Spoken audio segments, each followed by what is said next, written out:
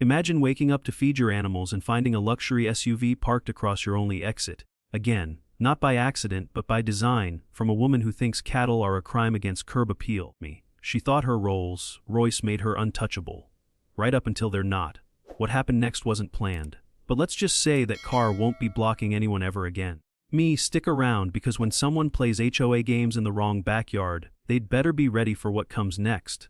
Now before we get to the sweet crunch of karma, let's rewind to the day Beverly Hardwick introduced herself to my driveway, and my blood pressure. I just bought a 26-acre spread in Nolan County, Texas.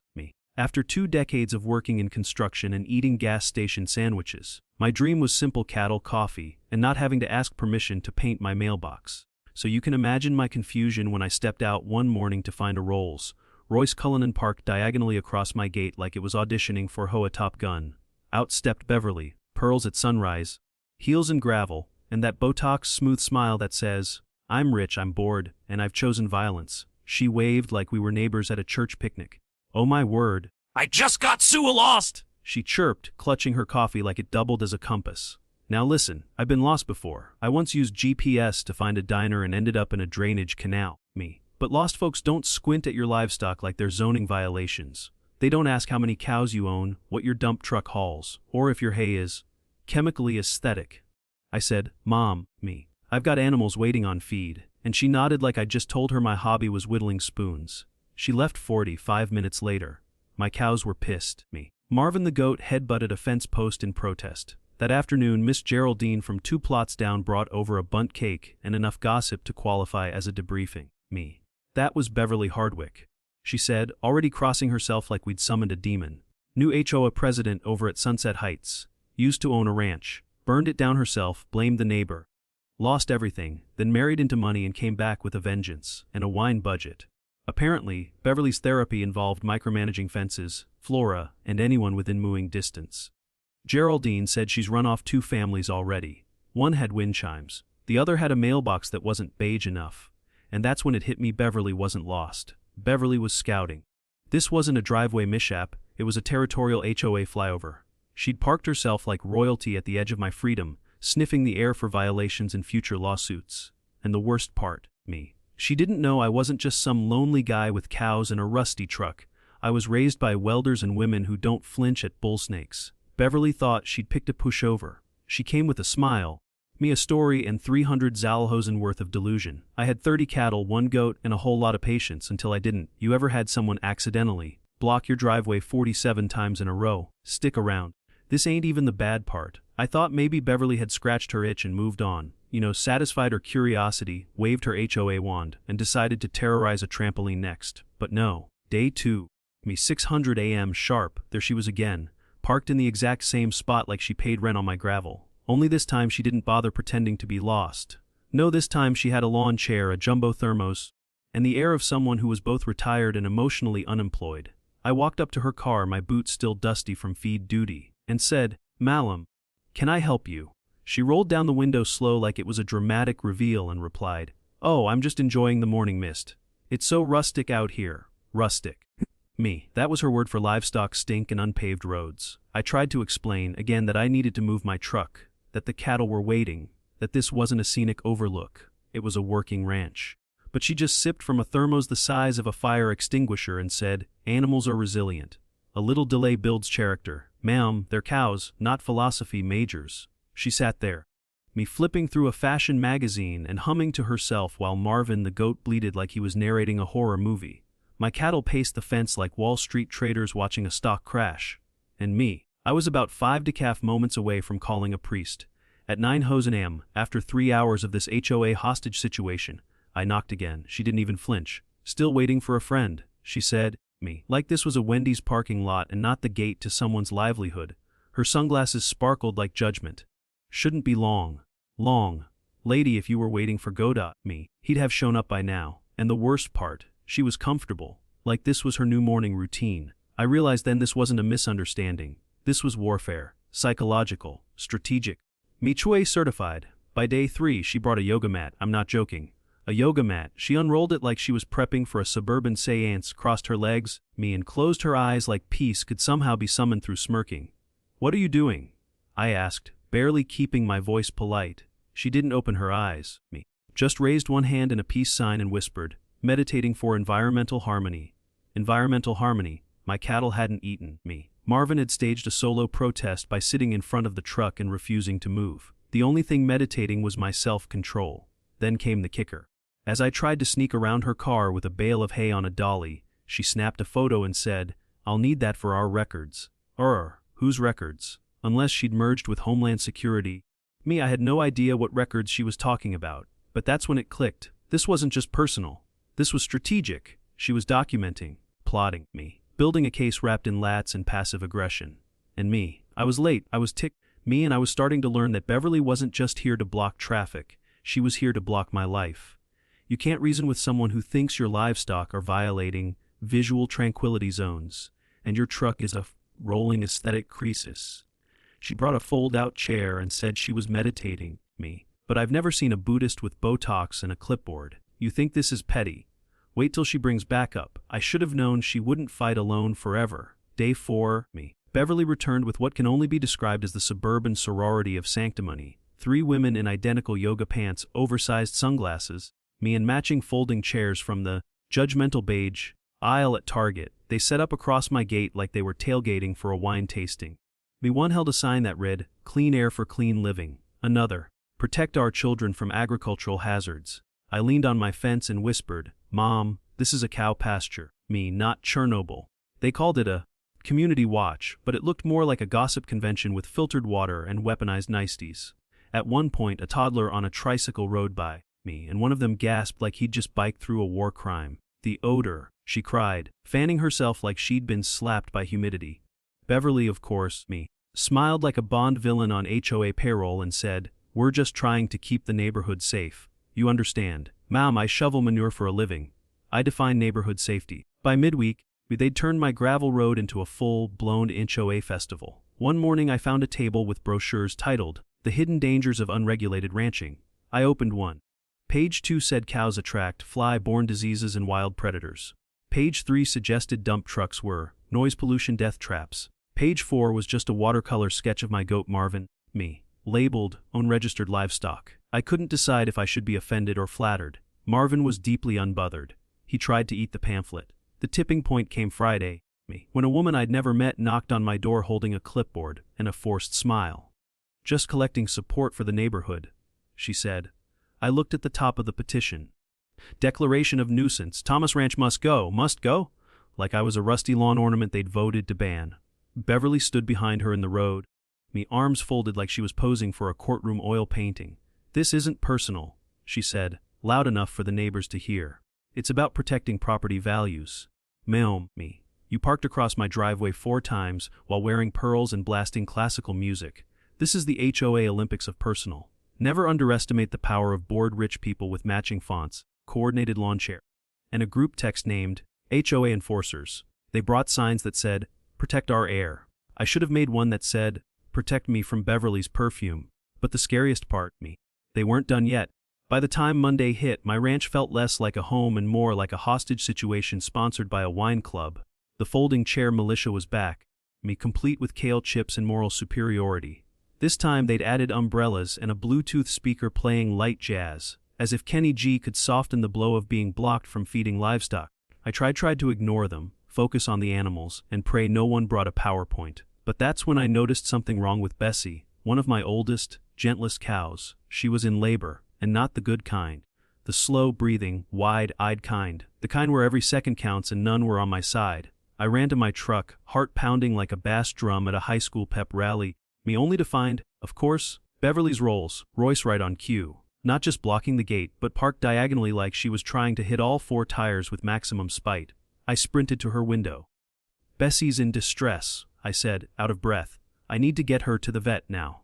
Beverly looked up from her phone like I'd interrupted her spa playlist and replied, "Oh, sweetheart, me, that's just nature. Animals come and go." I stared at her, stunned. "Please, move the car." She sipped her oat milk lat like it was a mic drop and said, "Me, you should have thought of that before bringing a farm into a neighborhood." I begged. I dropped to my knees on gravel and begged. The women behind her adjusted their umbrellas. One of them took out her phone to record me like I was an episode of Farmer Cracks Under Pressure. I called the vet. He said he couldn't come, Too far, too busy. I had to bring her in. I called livestock haulers. No one could get through. I tried squeezing the truck around the blockade and almost scraped my gate clean off. The whole time Bessie was lying in the pen, breathing heavy, blinking like she was apologizing for making me worry. For 3 agonizing hours I went back and forth, trying to get around the car, trying to find help, trying not to explode. And all the while, they watched. Watched me scramble, watched Bessie struggle, watched the slow, cruel tick of time do what it does best, steal things we love. She didn't thrash. She didn't cry. She just laid there, eyes on mine, until they weren't. Bessie died surrounded by cell phones and indifference. Like her life was just another HOA inconvenience to be documented and dismissed. Cruelty wrapped in community concern still stinks like cruelty. It just costs more and comes with lemon water. She watched Bessie die like it was cable news. And I knew right then. This HOA war was going diesel. I didn't sleep that night. I sat on my porch with a mug of black coffee and grief, watching the sun rise over a pasture that felt quieter than usual. But the air was thick with something heavier than Texas humidity rage. Cold, focused, slow cooking in my gut kind of rage. Bessie was gone, and the woman responsible was probably sipping lavender tea in a climate-controlled sunroom with matching coasters. But see, Beverly forgot one thing. She picked a fight with a man who owns a 40-ton dump truck. A machine that hadn't been fired up since 2009 but still held a grudge. At 5:00 a.m. I checked the oil, topped the fluids, and let the diesel beast rumble back to life like an angry dragon waking up from a decade-long nap. Every piston sounded like it was saying, "I told you so." I waited, and right on schedule, 6:00 a.m., Beverly's baby blue Rolls-Royce slithered down the road and parked across my gate with its usual smug precision. But this time she came alone. No lawn chair cavalry. No petition pause, just her coffee and a $300,000 sense of invincibility. She didn't see me yet. She was too busy adjusting her seat warmers and scrolling through something soul-sucking on her phone. I climbed into the dump truck, buckled up, and shifted into gear. The engine let out a growl like it was thrilled to be part of this revenge plot. I rolled toward her slow, steady, relentless, like karma with headlights. At 50 feet, she looked up. At 40 feet, she blinked.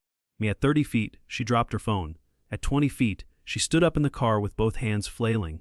"You can't be serious! I'll call the police! I'll sue you!" "Ma'am, at this point, I hope you do, because I got a full tank and 0 tolerance left." I stopped just 10 feet from her front bumper. Our eyes met through the glass. Her expression went from entitled to existential. I mouthed the words, "Move it." She didn't. So I let off the brake, and gravity, sweet impartial gravity, did the rest. The dump truck rolled forward like a steel glacier. She jumped out screaming, tripping over her designer flats as the Rolls-Royce learned a lesson Beverly never did. Some fences can't be climbed, and some trucks don't bluff. The crunch was biblical. Metal shrieked like it was confessing. Glass shattered into sparkles. Her luxury car folded like a napkin in a wind tunnel. Sometimes the universe gives you closure. Sometimes it gives you a dump truck with nothing to lose. She ran. Her car didn't. The dump truck. Oh, it understood the assignment. You ever seen 300K of entitlement go crunch? Beverly was mid-scream when the sheriff's cruiser rolled up. You'd think someone had driven over her firstborn the way she was carrying on. But nope, just her poor little Rolls-Royce, now flatter than her HOA empathy. She pointed at me with both hands like she was auditioning for CSE cattle crimes. "That man is a maniac! He destroyed my vehicle! Arrest him immediately!" I was still sitting on the tailgate with my arms crossed like it was a barbecue and not a showdown. She didn't realize this wasn't her courtroom, it was our county. Officer Doyle stepped out, squinting in the sun like a man who'd already heard too much nonsense this week. "What happened here?" he asked. Beverly launched into a monologue about how I was a violent, unhinged agricultural anarchist. But before I could say a word, a miracle happened back up. And not her kind. My kind. Miss Geraldine stepped forward holding a casserole dish and the truth. "Officer, this woman blocked his driveway for 2 weeks. My husband has video. She let his cow die. Then came Mrs. Johnson, Mr. Perkins, and even the quiet couple from Lot 9. Turns out, Beverly had made enemies like she made salads, cold, forced, and with extra dressing. The testimonies poured out faster than gossip at a beauty parlor. Clarissa had tried to evict a woman over wind chimes. She got a kid suspended for having a blue bicycle. She once demanded a neighbor replace their mailbox because it whistled in the wind. Doyle blinked. "Malam," he said to her, slowly and sternly, "I'm issuing Mr. Thomas a citation for property damage. But you're walking a fine line. Another complaint and you'll be explaining yourself to a judge, and maybe learning how to knit in mandatory community service." Beverly's mouth dropped so far I half expected bats to fly out. I thanked the officer, handed him some fresh eggs, and watched Beverly retreat like a cartoon villain whose cape got caught in the door. Her car was toast, her credibility cooked, her power, me, leaking faster than her oil pan. That afternoon my gate became a gathering spot. People brought lemonade, folding chairs, even cookies. Not a protest, a porch party. One by one, neighbors apologized, laughed, me, and confessed they'd always wanted to say something. The HOA wasn't a council, it was a cult. Me and Beverly had just been deprogrammed by a 40-ton intervention. Revenge may be the appetizer, but nothing beats a full-course meal served with justice, sweet tea, and 17 witnesses. She wanted me jailed, me. She got 17 testimonials and a warning letter. But what came next even I didn't see coming. The county hearing was standing room only, and I swear half the crowd brought popcorn, me. It looked less like a zoning dispute and more like the final episode of Neighborhood Survivor HO edition. Beverly strutted in wearing pearls and fury, me, holding her petition like it was the Declaration of Entitled Independence. This ranch must be removed for the safety of all residents, she declared, as if my cows were running a bootlegging ring, me. She had charts, binders, and a PowerPoint that froze halfway through a slide titled, The Psychological Toll of Manure. Meanwhile, I had a beat-up truck, clean boots, and 63 signatures on a counter petition, me including one from the mailman. First up was Geraldine, who walked to the mic like she was auditioning for a roast. I'd like to submit into evidence Exhibit A, me. Beverly yelling at a lawn gnome for looking suspicious. Laughter echoed like church bells on Sunday. Then came Mr. Daniels, me, who brought Ring doorbell footage of Beverly staging her lost routine in my driveway, complete with 3-point-turn practice laps the night before. Me, even little Emma from down the street held up a printed screenshot of a Facebook rant Beverly had posted at 2 a.m. that said, me, these country types are a blight on our grass, based aesthetic. That one got applause from the commissioners. Beverly's smirk collapsed faster than her property value. She stood up mid-testimony, me waving her binder like it was a sword. This is character assassination! I am the only one protecting this neighborhood. Mom, me. You've got more characters than a reality show and less protection than a wet napkin. The commissioner cleared his throat, looked over the growing stack of complaints, and said, we're voting to remove Ms. me. Hardwick from all HOA responsibilities effective immediately. Further, the board moves to ban her from holding any future position within this organization. Beverly sat down so fast, me. Her pearls nearly did a backflip. The neighbors didn't just vote, they celebrated. Geraldine brought a sheet cake that said, Freedom, in buttercream. A group of dads grilled hot dogs in the parking lot, me. Someone gave Marvin the goat a little victory wreath made of weeds and zip ties, me. I just stood there and watched as the crowd that once whispered behind fences now laughed in the open. Turns out, me, Beverly's favorite sound was silence, so long as it belonged to other people.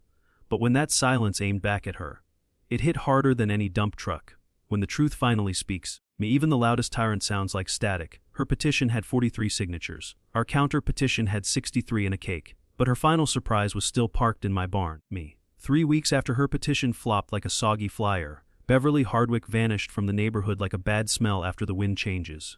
Her blue Rolls-Royce, now a glorified pancake in county evidence, me. Her new ride, a beige sedan that looked like it gave up on luxury halfway through being assembled. Word spread fast. Insurance wouldn't cover a dime of the damage. Reason, me, the car had been used in a pattern of hostile behavior inconsistent with non-malicious intent. Translation, your luxury land yacht became a weapon of HOA harassment, and now it's scrapped with receipts, me. The fallout was faster than a cat on a hot fence. Her husband filed for divorce, citing irreconcilable parking ethics. Her yoga friends ghosted her like she'd farted during meditation. Even the showy, me, once her little dictatorship in cul-de-sac form, issued a formal amendment dubbed Rusty's Law. No more driveway warfare, no more fabricated wellness rallies. Me, and absolutely no lat-fueled interrogations of livestock. Geraldine framed the rule and read it aloud at every meeting, just in case someone thought about pulling a Beverly. Meanwhile, me, life on my ranch settled into something real peaceful. I renamed the place Bessie's Stand, painted it right on the gate in fire truck red. Marvin the goat got famous, me. Kids from town came out on Saturdays to meet the cows and learn about ranching. Me, one even asked if I was the guy who crushed a Rolls-Royce for justice, which may go down as the best compliment I've ever received while wearing overalls. Turns out, me, people appreciate a man who uses heavy machinery for good. What really made me smile though, that dump truck's still parked in the barn, still clean, still fueled, but it hasn't moved since that day, because I haven't needed it. That's how you know a lesson stuck, not when folks forget it, but when they don't dare test it again. And Beverly, last we heard she moved to a no HOA condo in Amarillo, me, where the only thing she's allowed to manage is her own thermostat. Rumor is even her cat filed a complaint. The best kind of revenge isn't flashy, it's quiet. It's when peace returns, fences stay up, and the person who tried to ruin your life can't even ruin your morning. Turns out, Beverly's Rolls-Royce wasn't totaled by a truck, it was flattened by consequences. And the best part, I didn't even need to shift out of first gear. So tell me, who's the Beverly in your neighborhood? Bullies dress fancy now, but they still fold under pressure. Especially hydraulic. Justice doesn't always need a court.